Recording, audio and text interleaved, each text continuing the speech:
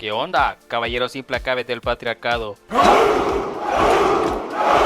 Y hermosas damas tradicionales que ven esto, ¿sabía que te están engañando sobre cómo debes verte?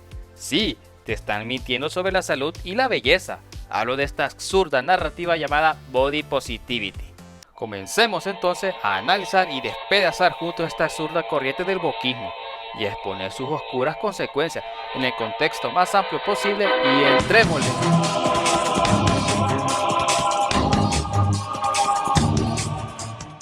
Hola a todos y bienvenidos al canal de Unámonos, el centro neurálgico de la auténtica y genuina derecha y epicentro del antiglobalismo anticomunista de El Salvador, Centroamérica y el Caribe. Muchísimas gracias por suscribirte, por dejar tu comentario y regalarnos un like. Hoy te voy a revelar la verdad detrás del movimiento Body Positivity, pero te advierto, no es lo que te han hecho creer. Así que, si estás listo para una dosis de realidad, quédate conmigo. El Body Positivity suena bonito, ¿verdad? Es el movimiento que vende la idea de que todos los cuerpos son perfectos. Antes parecía una idea que en principio era inofensiva, algo irrelevante, pero ahora la realidad es que se ha convertido en algo negativo para las personas y como siempre, el mal llamado progresismo o wokismo está involucrado en ello. Hoy en día ha degenerado rápidamente en un culto a la obesidad y al descuido personal, a la indisciplina total y a la falta de amor propio. La pregunta que debemos hacernos es, ¿qué pasa cuando la aceptación se convierte en una excusa para la negligencia? Este movimiento está desviando nuestra atención de lo que realmente importa, la salud tanto física como espiritual. El problema no es quererse uno mismo, el problema es disfrazar la autodestrucción como un acto de rebeldía. ¿Desde cuando el amor propio significa ignorar las consecuencias de tus actos?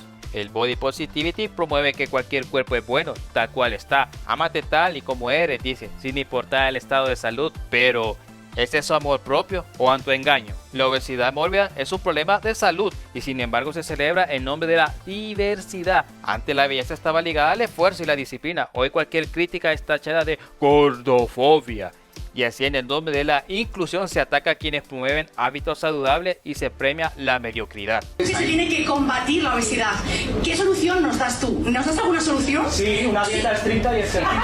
Las empresas, como siempre oportunistas, han visto una mina de oro en este discurso. Modelos de ropa plus size por todas partes, campañas publicitarias que celebran el sobrepeso como si fuera un logro y un silenciamiento firme a cualquier persona que se atreva a cuestionar estas narrativas. No es cuestión de estética, es cuestión de salud. La obesidad es una enfermedad, no una virtud. Incremento de riesgo de diabetes, enfermedades cardíacas y cientos de problemas más. Sin embargo, en el mundo del Body Positivity, decir esto es un acto de violencia. Y no se me enojen, damas, señoras, no lo digo yo, lo dice la ciencia, lo dicen los doctores. Pero claro, ahora resulta que la medicina también es opresora o gordofóbica. ¿Qué sigue? ¿Celebrar la diabetes como una condición de vida alternativa o la anorexia como empoderamiento? El resultado es una generación que confunde autoaceptación con la resignación, que prefiere exigir respeto en lugar de ganárselo, que ha cambiado el esfuerzo por la complacencia y la responsabilidad por la victimización. Generación de cristal en pocas palabras. Y como era de esperarse, los problemas de salud se han disparado, pero en lugar de admitir el error, la culpa se la echan a la gordofobia. Tengo un amigo que siempre fue aceptado por su tamaño, pero nadie le dijo que estaba en riesgo de diabetes hasta que fue demasiado tarde. ¿Dónde quedó la verdad en su aceptación? Claro, es genial que todos nos sintamos bien, pero ¿a qué precio? ¿Vamos a aplaudir a alguien por tener un infarto más diverso? La pregunta es, ¿estamos promoviendo la igualdad o la mediocridad? Otra es la española Ixia Castro, una Body Positivity y para rematar defensora del colectivo arcoíris y de la frase soy gorda pero sana. Sí hay gordofobia, pero yo creo que hemos de mostrarnos tal y como estamos, tal y como somos, siempre y cuando haya salud. Para mí es lo más importante, pero si hay salud, que cada uno enseñe o muestre cómo se siente y sin tener que estar en estos cánones de belleza de un brazo, vaya mío.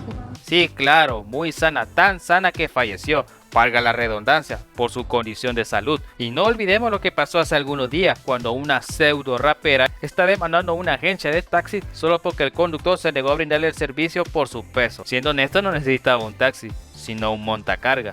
Las preguntas que debemos hacernos son, ¿qué pasaría si en lugar de celebrar todos los cuerpos nos enfocáramos mejor en sanar los que están enfermos? ¿No sería un verdadero acto de amor? ¿Es más importante sentirse bien con uno mismo sin importar las consecuencias o enfrentarse a la realidad para vivir una vida más plena y saludable? Te preguntarás, ¿qué tiene que ver el wokismo con toda esta corriente?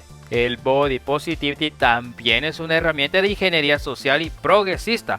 No trata de ayudar a la gente, sino de imponer una ideología y un pensamiento único, donde cuestionar es pecado. El que se opone es tachado de retrógrado, fascista o insensible. ¿Por qué?